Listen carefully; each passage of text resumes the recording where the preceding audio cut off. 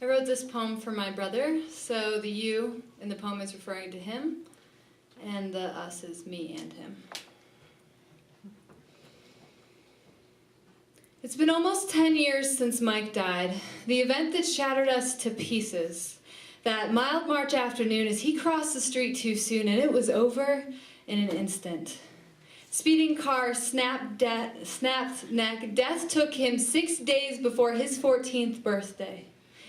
I remember leaving school that day, full of anxiety, some unsteady premonition clamping down on my lungs. I heard there was an accident, but didn't know who and didn't know what. I blazed up, and my best friend took me to the mall for a distraction. I was on an escalator when I got the call.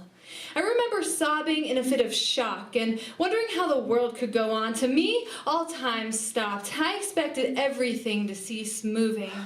But the fluorescent lights amplified the vertigo of truth, and there I was, left, drowning.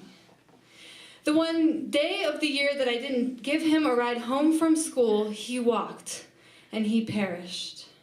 It was like some sick joke, and suddenly I thought remorsefully of all the times I shooed him out of the car without a proper goodbye, without care, without acknowledging that he was a living, breathing boy with unbreakable dreams about to become resin as he fossilized.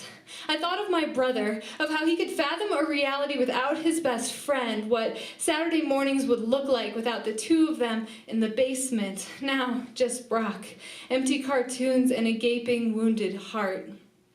We trudged through days numb with disbelief, spent nights sobbing with insomnia, scolding God for the injustice. Through the hardship, we formed the deepest of friendships because nobody else felt the extreme rage, sorrow, and desperation that we shared. We mixed music CDs and spent time crying in the car most mornings as Jimi Hendrix crooned that castles made of sand fall in the sea eventually. Eventually, we were able to feel gratitude because every day was a fucking miracle. We had heartbeats and body odor, aches and pains, tears and ideas. We could taste birthday cakes and play bass guitars, get soaked by rainstorms and write poetry. We could feel grief and anger, sadness and joy, love and lust. We had things that Mike would never have again, so we gave him life through living it.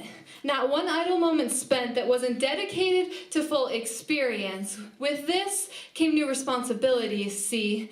The shrapnel from the emotional explosion broke down barriers for me, and suddenly I was seeing ghosts in real time and hearing voices of the deceased. And one of my first times channeling with purpose clarified your contract to allow Mike to live through you, that he was your fail-safe barrier because fucking up was not just for you, but for him too. He promised to be your lighthouse. You vowed to listen and follow his guidance, do your best not to stray, plus there was no time to waste anyway, so you inked his angelic silhouette onto your clavicle and set out to embody two lives in one lifetime to echo through eternity, and you've done well. It's been almost 10 years since Mike died, the event that shattered us to pieces. Not a March has passed that didn't take my breath away for a few days in reflection of the moment in time when one life ended and two lives began.